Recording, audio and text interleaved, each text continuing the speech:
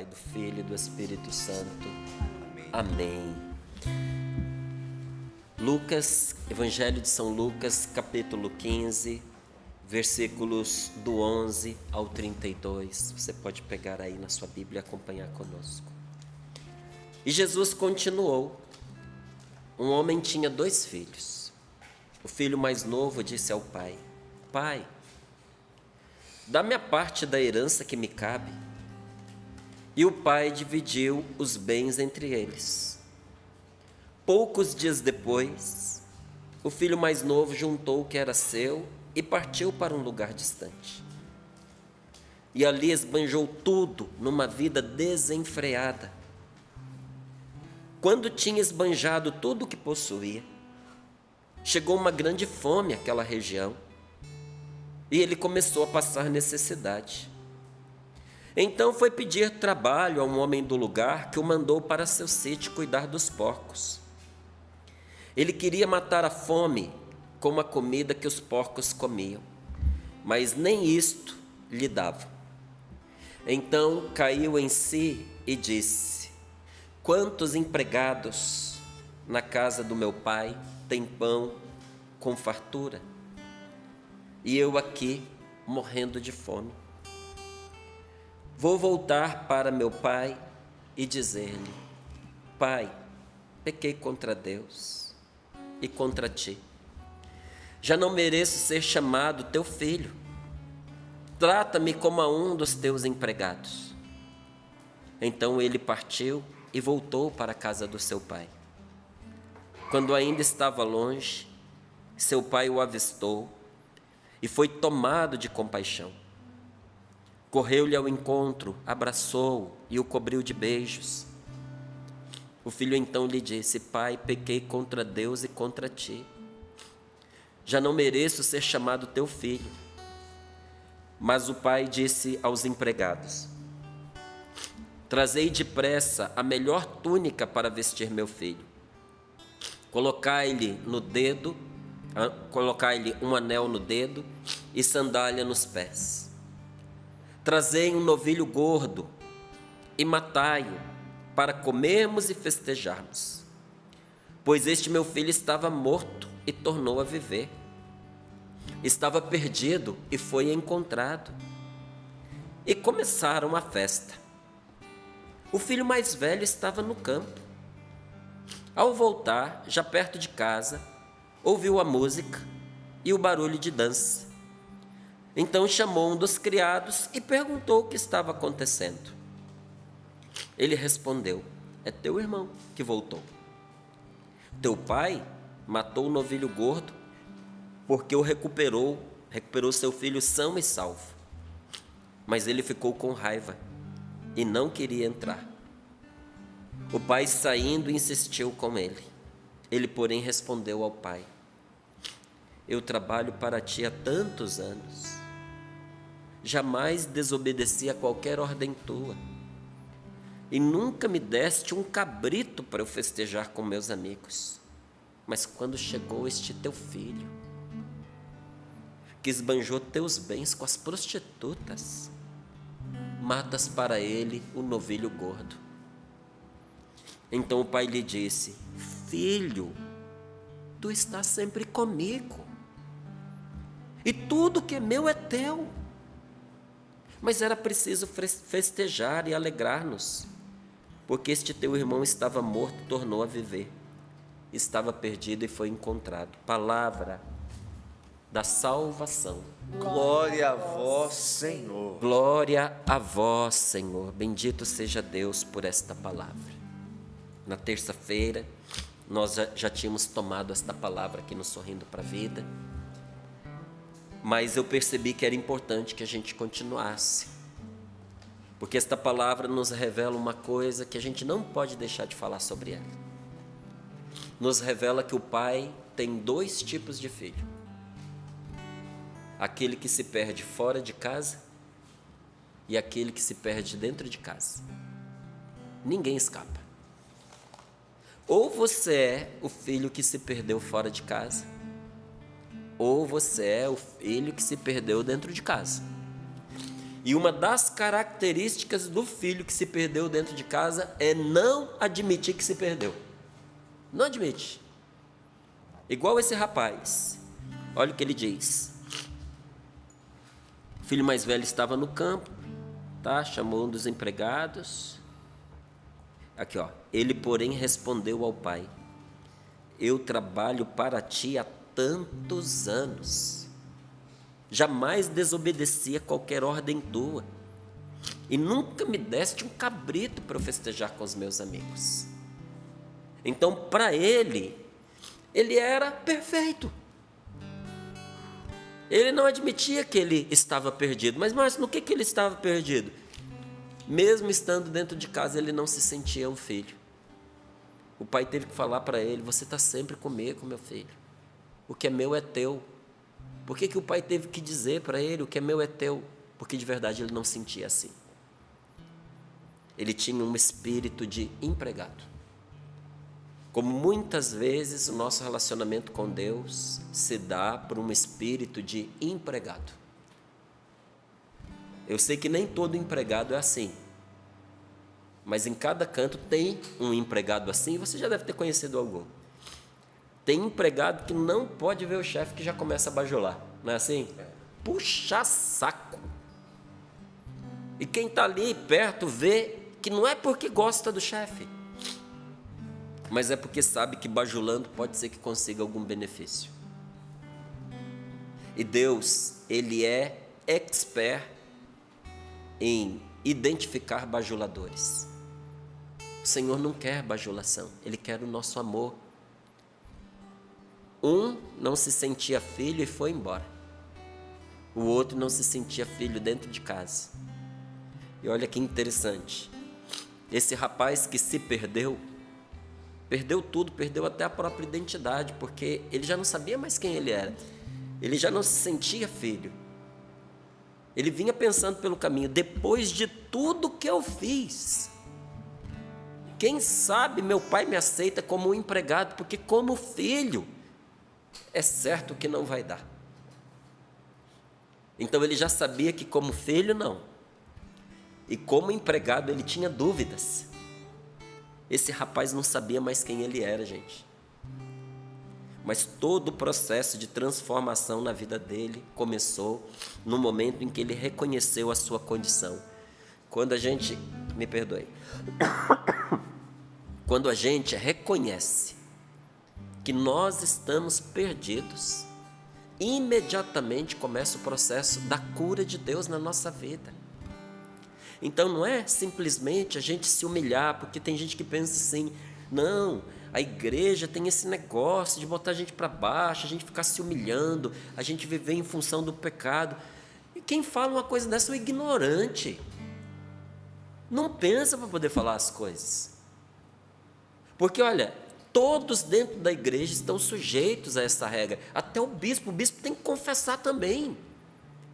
Ele não pode se perdoar, ele não pode se confessar a si mesmo. Ele tem que procurar um padre para ele fazer a sua confissão com o padre. Então não é que a gente dentro da igreja quer se pôr como capacho. Não é isso não.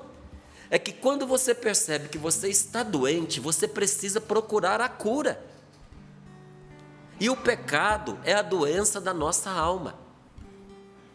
No momento em que a gente reconhece que é pecador, no momento em que a gente reconhece que o pecado é uma doença na nossa vida, naquele exato momento começa o trabalho de cura de Deus na vida da gente. E o Senhor vai fazendo conosco um itinerário de cura interior. Igualzinho fez com esse rapaz. Porque pode ser que para nós, algumas desses elementos que a gente leu aqui, passe despercebido, pareça só um gesto de carinho do pai. Não, mas tem um significado profundo. Quando o pai vira para o empregado e diz assim: traz uma roupa nova para ele, traz uma túnica. Por que uma túnica? Porque a túnica era a identidade da pessoa. Cada família tinha o seu tipo. Então, por ela, você identificava quem a pessoa era, porque ela vinha acompanhada dos brasões próprios da família. Tanto que conta que quando Jesus foi para ser crucificado, E ele estava lá no Horto das Oliveiras, e os soldados foram buscar Jesus. Entre aqueles que ali estava São Marcos. E os soldados não iam levar só Jesus não, tentaram pegar os discípulos também. E na hora que foram pegar São Marcos, ele soltou a roupa e saiu correndo. Isso tem um significado. Por que a palavra de Deus foi contar que ele fugiu nu? Que diferença faz? Importa saber que fugiu. Não, fugiu nu para mostrar que quando a gente nega a Deus, quando a gente foge de Deus, a gente foge de si mesmo e a gente perde a nossa identidade. Esse rapaz já não sabia quem ele era. Ele estava desfigurado e os outros não o reconheciam. Tanto que só o pai o viu. Como, gente? Se esse menino tinha vivido tantos anos ali com o pai, com a sua família e com aqueles empregados. Aquele menino tinha crescido ali no meio daqueles empregados.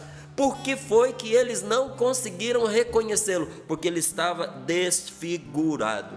Do mesmo jeito que quando você anda ali naquela Cracolândia, em São Paulo, você olha para algumas pessoas e você pensa, meu Deus, essa pessoa está desfigurada. E quando você presta bem atenção, aquele homem que parece um velho, tem só 26, 28 anos. Pele e osso. 26, 28 anos, cabelos brancos, olheiras fundas, cabelo todo emaranhado, a barba suja, as roupas fedendo, todo sujo. Um morto-vivo. Porque o crack faz isso com a pessoa. Só que, olha, não dá para comparar o que o crack faz com a pessoa, o que o pecado faz com a gente quando nós nos entregamos a ele. Ele nos desfigura de uma maneira muito, muito pior. Porque uma pessoa pode estar num leito de um hospital completamente reconhecível fisicamente, mas você chega para ela, você vai conversar com ela, imediatamente você vê que a pessoa está ciente de quem ela é, da sua identidade. Agora é muito triste, gente, quando uma pessoa por fora é do jeitinho que você conhecia, mas essa pessoa já não se lembra quem ela é. Ela já não tem aquele vício, ela já não tem aquela beleza, porque ela se perdeu, ela se desconfigurou interiormente, por isso os outros não o reconheciam. Só o amor nos permite ver aquilo que sem o amor a gente é incapaz de enxergar. Quem viu aquele homem viçoso, festeiro, não conseguia, ele, viçoso, pai, me dá minha parte da herança, que eu quero viver a minha vida. Com certeza mentiu, trouxe para o pai projetos bonitos que ele ia fazer com o dinheiro, só ter nas mãos. A hora que pegou o dinheiro nas mãos, sumiu para gastar da pior forma possível. E foi aquele moço bonito, desejoso de viver a grande aventura da vida. E agora voltava aquele trapo humano. Quem viu aquele jovem forte e bonito não conseguia reconhecê-lo naquele frangalho de gente. Porque não só por fora ele estava despedaçado, desconfigurado, mas a dor havia calejado seu coração. Ele tinha sido traído pelos seus amigos, ele tinha sido abandonado. Não havia lugar que o recebesse. Com muito custo foi recebido num sítio, não era nem uma fazenda, num sítio, para cuidar de algo que um judeu jamais se submeteria.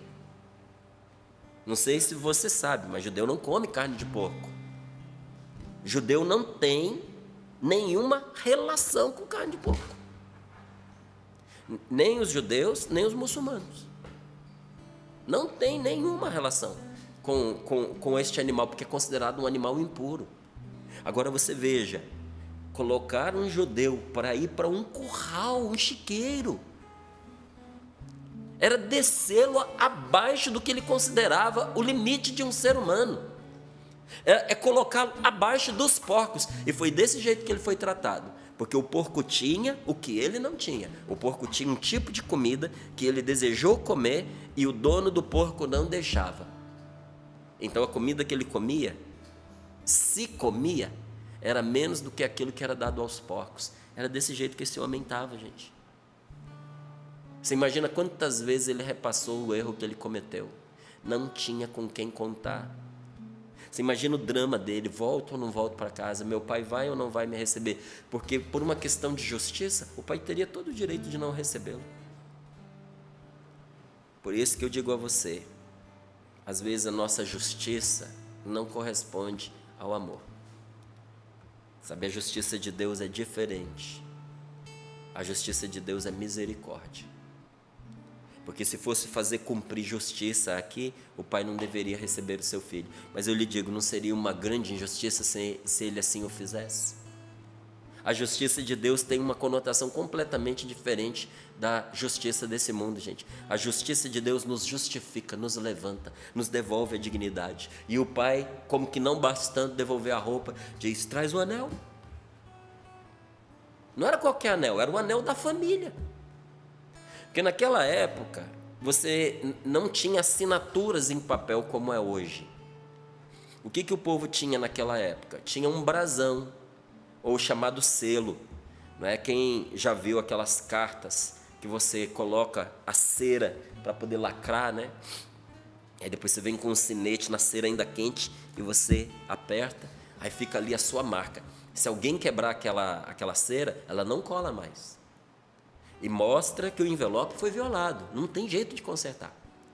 O único jeito seria tirar aquela cera, colocar de novo a cera e vir de novo com o brasão. Ou seja, a pessoa tinha que assinar de novo com o brasão dela.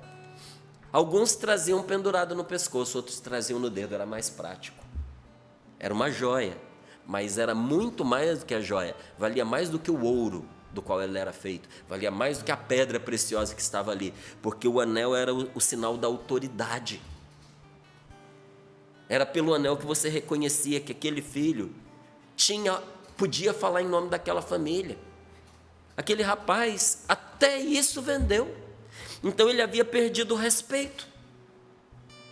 A sua palavra não valia mais nada, porque ele não tinha o anel da família. Ele perdeu todos os bens, tudo, até aquilo que ele não poderia vender de jeito nenhum. Porque você imagina, o anel era como uma senha. Imagina a sua senha do banco, com todo o seu dinheiro rodando por aí. Era aquele anel. Alguém poderia inclusive assinar um documento em nome da família dele, porque ele vendeu o que ele não podia ter vendido. E por fim, o pai diz, traz sandálias também. A única coisa que diferenciava fisicamente o servo do filho, o servo do herdeiro da família, eram as sandálias, porque todo mundo trabalhava no campo. E até pouco tempo era assim, não é? Você vê, há umas dezenas de anos atrás, as famílias tinham muitos filhos. Era 8, era 9, era 19. Tem casas e casos que só uma mãe teve mais que 15 filhos. E fala, mas como é que a gente vai sustentar tantas bocas assim? A pessoa morava no campo. Os garotos já iam desde cedo trabalhar na roça, as mulheres também. O serviço pesado ficava para os rapazes, mas o serviço mais leve ficava para as moças. Como todo mundo trabalhava, não ficava pesado para ninguém. Quando nasceu o filhinho mais novo, o mais velho já tinha 20 anos, não é? Então os filhos que cresciam ajudavam a cuidar. Então você tinha numa fazenda muitos filhos trabalhando no campo junto com os funcionários. Como é que você distinguia um do outro? Aqui entre nós só se falasse, na nossa cultura. Mas lá, na época deles, era pelas sandálias. Porque o servo não calçava sandálias. Inclusive porque alguns estavam lá por obrigação de trabalho. E por que não usava sandália? Porque descalço a pessoa não podia fugir, descalço a pessoa não ia longe. Então o pai vira para o funcionário e diz, devolve para ele as sandálias dele. O pai recebe o filho, mas não prende. Olha que legal, né? Dá a sandália para ele. Se ele quiser fugir de novo, pode ir. Porque o amor faz assim. Quando dentro de um casamento a gente entende isso, que amar é você receber, mas é você não prender, o casamento melhora muito, gente. E quando eu digo aqui não prender, não significa que a pessoa vai tomar a liberdade de trair promessas que ela fez. Ah, não prende, então ela pode sair com quem ela quiser, pode transar com quem ela quiser. Não, não. Isso aí não está dentro do que foi previsto no casamento, não. Mas tem gente que casa e faz do outro o seu capacho. Faz do outro o seu escravo. Aprisiona a pessoa pelo ciúme. É uma desconfiança terrível. E às vezes acontece até do marido tirar todas as condições da esposa. Não pode trabalhar, não pode ter relacionamentos, amizades, né? Não pode ficar muito se socializando. Para quê? Para depender só dele, para não ter nunca como possibilidade de recurso sair de casa. Tá, mas você pode fazer isso, mas quando uma pessoa se sente sua escrava, ela nunca vai conseguir amar você, porque o amor requer liberdade. Você só pode amar se você é livre. Para amar, você precisa escolher amar. O pai não queria mais um funcionário, ele tinha muitos. Ele queria de volta o filho dele, então põe nos pés dele a sandália e vamos fazer uma festa, né? Faz uma festa. As festas, olha como Deus é maravilhoso, gente. Nós temos que aprender o processo de cura que a palavra de Deus traz para nós. Eu tive a alegria de escrever um livrinho, acho que está aqui, chamado Passos para a Cura e Libertação Completa. Vou colocar aqui. Porque são inúmeros episódios na Sagrada Escritura em que Deus faz conosco um itinerário de cura interior. Algumas cenas, inclusive, são repetidas para curar a pessoa dentro do contexto em que ela se feriu. Uma das coisas que arregaçou com o coração de Pedro foi a traição que ele fez de Jesus. Negou Jesus 3 vezes. E no momento em que Pedro negava Jesus, negou diante de uma fogueira.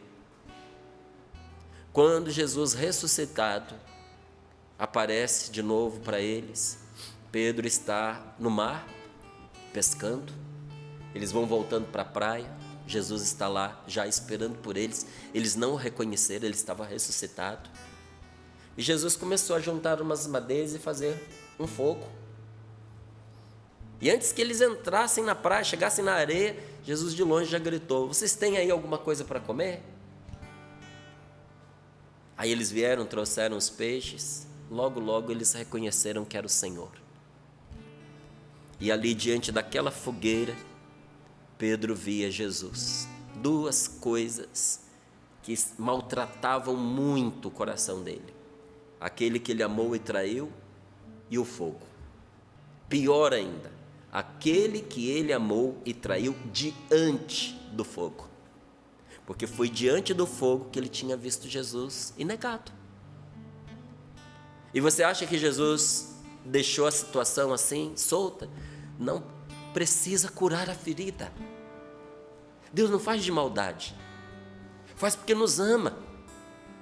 Ele precisava dar a Pedro a oportunidade de reparar aquilo que ele tinha feito, para consertar inclusive dentro de Pedro aquilo que se quebrou. E Jesus pergunta para ele: Pedro, tu me amas? Senhor, tu sabes que eu te amo. Ele respondeu. Jesus: apacenta os meus cordeiros. Passa um pouquinho, conversa vai, conversa vem. Jesus olha para ele de novo: Pedro, tu me amas? Pedro: Senhor, tu sabes que eu te amo. Apacenta meus cordeiros. Conversa vai, conversa vem. Jesus vira de novo para Pedro e diz: Pedro, tu me amas? E diz a palavra de Deus que naquela hora Pedro se entristeceu profundamente, porque Jesus tinha perguntado pela 3ª vez. Adivinha por quê? Porque se antes ele desconfiava, agora ele tinha certeza que Jesus estava falando daquela traição. E naquele momento Pedro faz a confissão, gente. A confissão cura a gente. Pedro vira para Jesus e diz: Senhor, tu sabes tudo, tu sabes que eu te amo. E o Senhor lhe diz: então apacenta as minhas ovelhas. Aí agora o pai nesta palavra faz a mesma coisa. Porque esse jovem saiu de casa para quê? Para fazer festa. E as festas haviam se tornado para ele um motivo de amargura. Por causa das festas ele havia perdido tudo. Por causa das festas Ele se relacionou com falsos amigos. Com certeza, enquanto ele cuidava de porcos, ele lembrava daquelas festas onde ele esbanjou dinheiro, onde ele jogava o dinheiro para as pessoas. É fácil, né? Você ser querido quando você esbanja dinheiro. Mas quando você cai na miséria, meu amigo, aí é que você vai descobrir seus verdadeiros amigos. Quando você não tiver dinheiro, pior ainda se você estiver endividado e quando você estiver doente. Você vai descobrir quem te ama quando você estiver doente. E eu não estou falando daquela visitazinha fuleira, vagabunda, que a pessoa vai lá, fica meia horinha e não aparece nunca mais.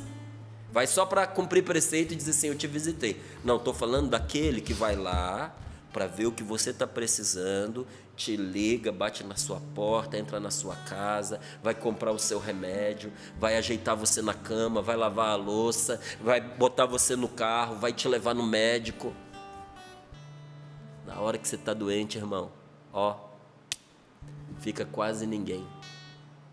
Sabe de verdade quem fica? Sua mãe e a sua esposa. Sua mãe e o seu marido, se for um marido, firme, bom, homem de verdade. Porque frouxo nessa hora, rapa fora. Nessa hora, você vai ver quem te ama de verdade. Por isso, nunca cogite trocar a sua esposa pelos seus falsos amigos, porque na hora que você precisar, é ela quem vai estar ali do seu lado cuidando de você, como com certeza muitas vezes ela fez.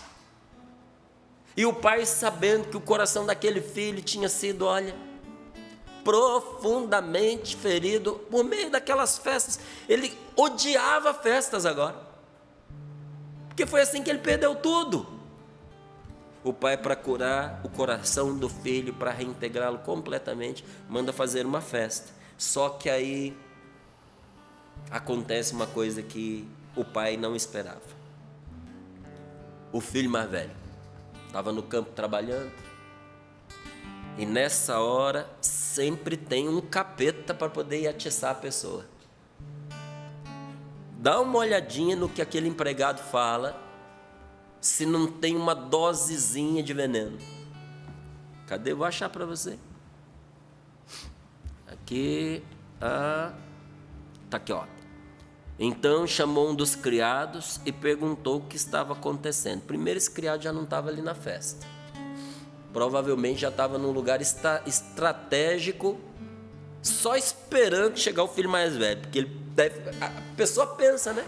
Quero só ver a cara do irmão mais velho quando chegar. Você não pensaria?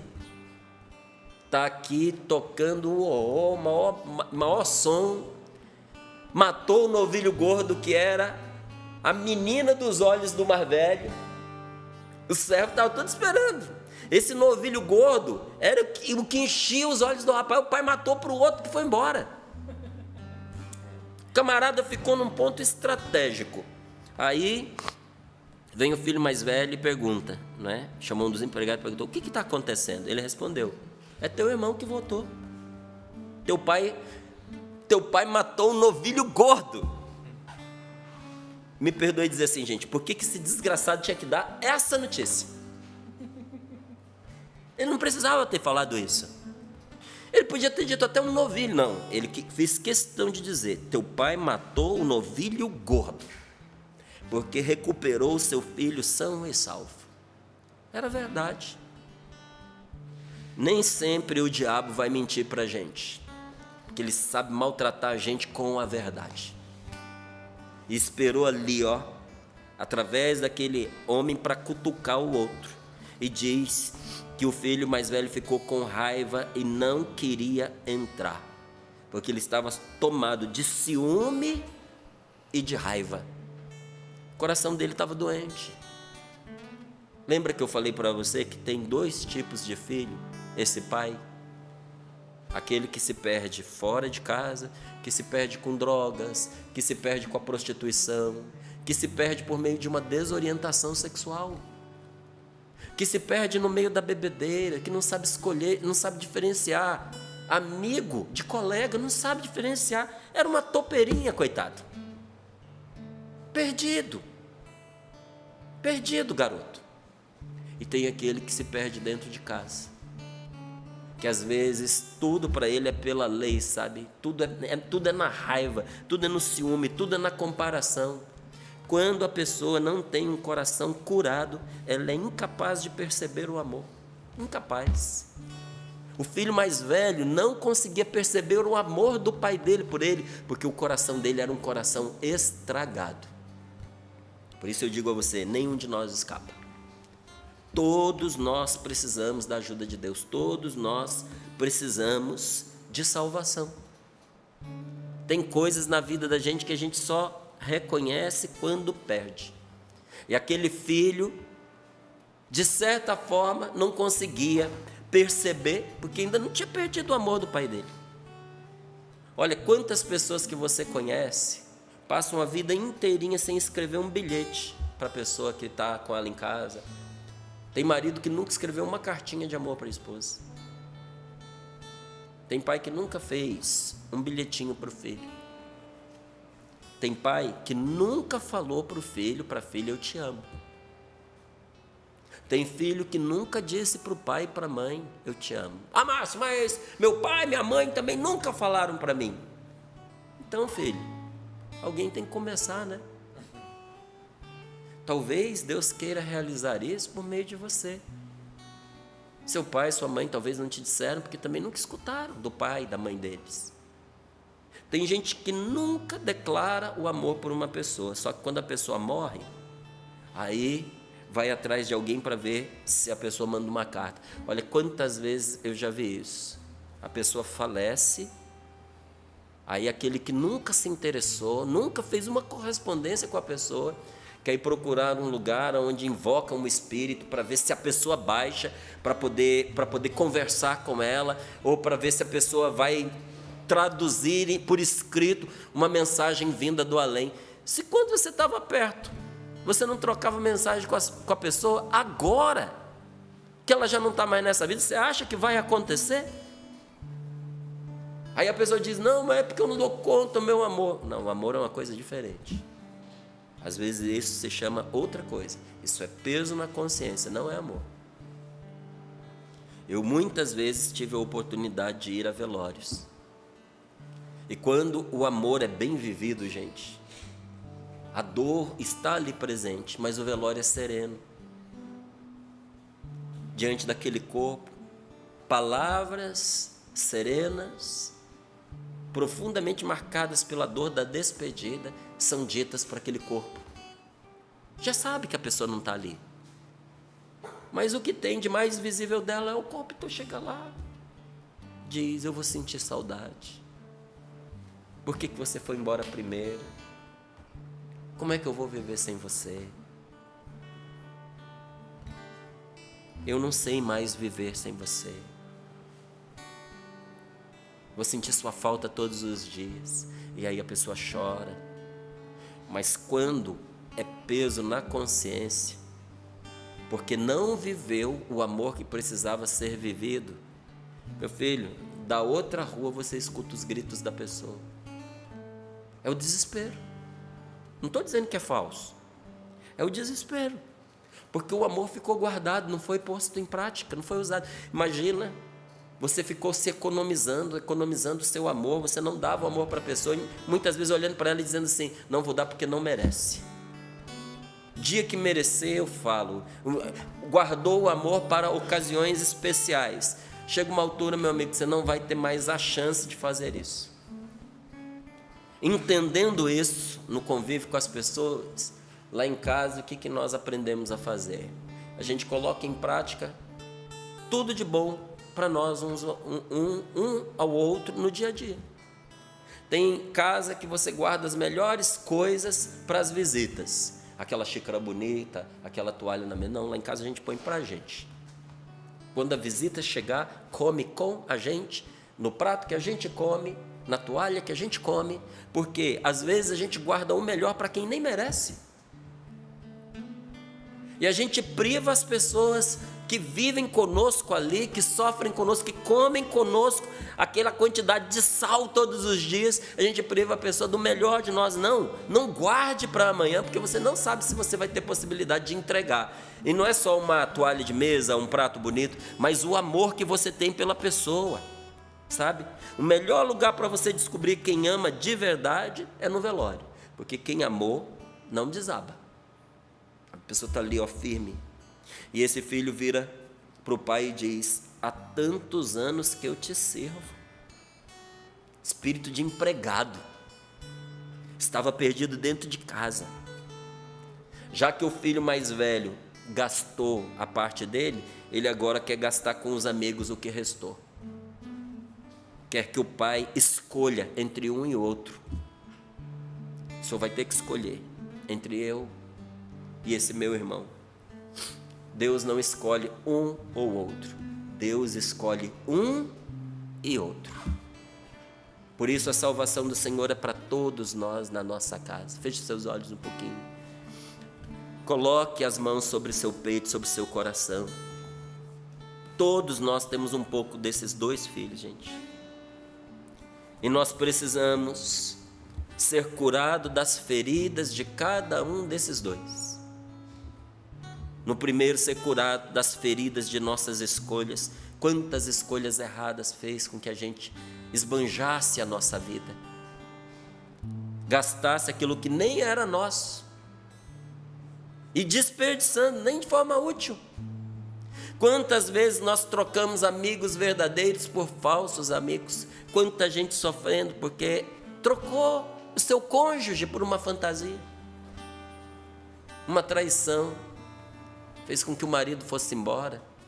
Uma traição fez com que a esposa fosse embora, ou não quisesse mais viver ao lado. Escolhas erradas. Diga para o Senhor: Senhor, me ajuda, como esse filho mais novo. Senhor, vem curar-me das minhas feridas, das escolhas erradas que eu já fiz na minha vida. Mas eu te peço, Pai amado, que o Senhor venha curar também meu coração da maldade e do egoísmo desse filho mais velho.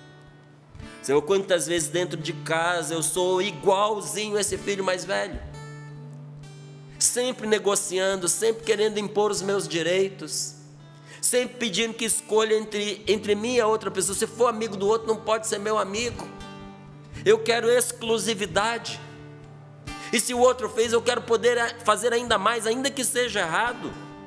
Senhor, isso é maldade, isso é egoísmo. Eu te peço, põe tuas mãos sobre mim e cura-me da minha maldade e do meu egoísmo. E assim como o filho mais novo, prostrado aos pés do pai, aceitou a cura, ainda que você ache que pareça com esse filho mais velho, aceite a cura. É de graça. Todos nós precisamos ser curados por Deus. Diga: Senhor, hoje eu venho me colocar aos teus pés, e não vou fazer como aquele primeiro filho, dizer: já não sou digno de ser chamado teu filho, trata-me como um dos teus empregados. Vou dizer diferente: meu Pai, me recebe de volta nos teus braços e cura-me, Senhor, de todas as feridas que eu mesmo me causei. Senhor, devolve a minha dignidade, me faz entender quem eu sou de verdade, um filho teu amado por ti. Muito obrigado, Senhor, obrigado por esta palavra.